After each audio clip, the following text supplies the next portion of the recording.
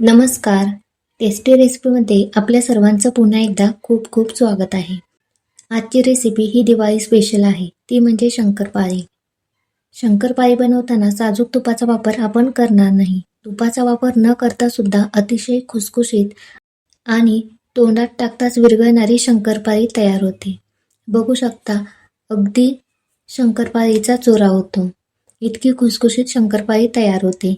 शंकरपाळी बनवण्यासाठी लागणारे योग्य आणि अचूक प्रमाण आणि टिप्स या व्हिडिओमध्ये सांगितलेले आहेत. त्यामुळे व्हिडिओ शेवटपर्यंत नक्की बघा.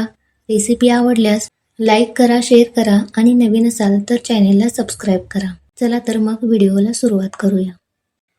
शंकरपाळीसाठी आपण तुपाचा वापर करणार नाही. तुपाच्या ऐवजी आपण डालडा वापरणार आहे.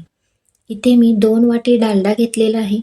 डालडा पूर्णपणे वितळून घ्यायचा आहे, जेणेकरून आपल्या शंकरपाळीचं प्रमाण चुकणार नाही आणि त्यामुळे आपली शंकरपाळी सुद्धा बिघडणार नाही. नंतर ज्या वाटीने आपण डालडा घेतला होता त्याच वाटीने 2 वाटी साखर घालायची आणि 2 वाटी पाणी घालायचं आहे. आता हे मिश्रण गॅसवरती ठेवून त्याला उकळी काढायची आहे.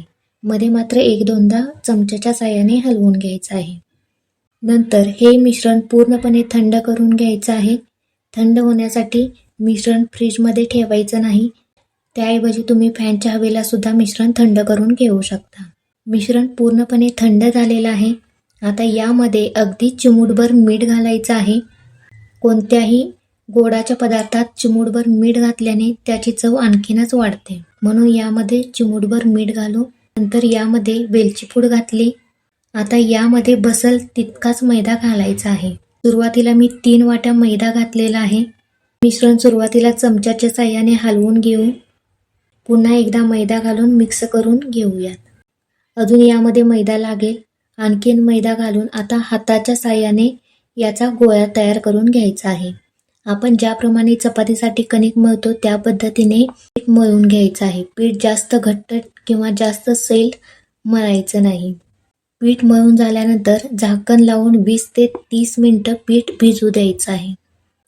अर्ध्या तासानंतर बघू शकता, सुरुवातीपेक्षा पीठ थोडं घट्ट झालेलं आहे.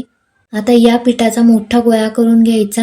लाटण्यापूर्वी शंकरपाळी तळण्यासाठी कढईमध्ये गॅसवरती मी तेल गरम करायला ठेवलेलं आहे.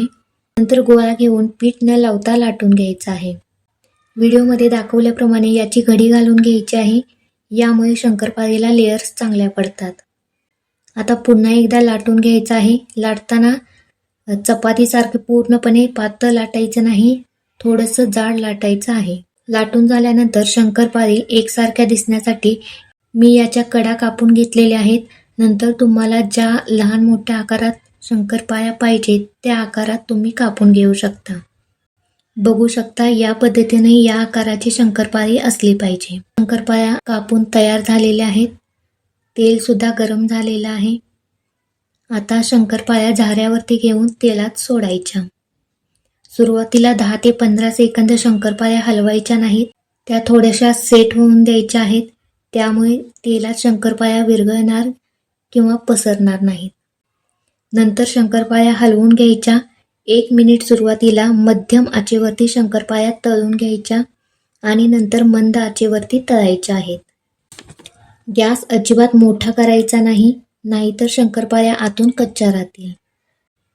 अशा पद्धतीने बदामी रंग येईपर्यंत शंकरपाळ्या तळून घ्यायच्या आहेत. याच पद्धतीने राहिलेल्या शंकरपाळ्या सुद्धा मी तळून घेतलेल्या आहेत. अगदी बिस्किटासारखी खुसखुशीत शंकरपाळी तयार होते. तुम्ही या पद्धतीने या दिवाळीला शंकरपाळी नक्की बनवून बघा. आणि ही जर रेसिपी आवडली असेल तर लाईक करा, शेअर करा आणि चॅनेलला सबस्क्राईब करा.